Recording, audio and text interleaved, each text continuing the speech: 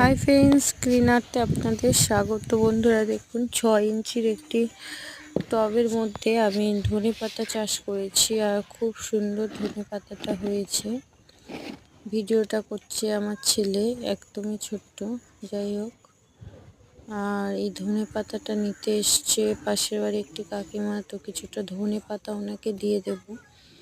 এরপরে এই গাছের মধ্যে আমি একটু সরিষার ফুলের জল দেব।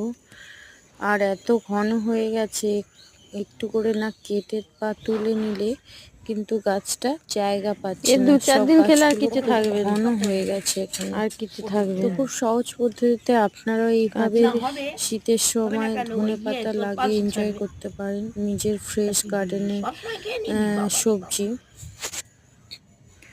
আর আমার নতুন বন্ধু যারা ভিডিও দেখছেন, প্লিজ সাবস্ক্রাইব করবেন, পাশে থাকা বেল বটন অন করে দেবেন।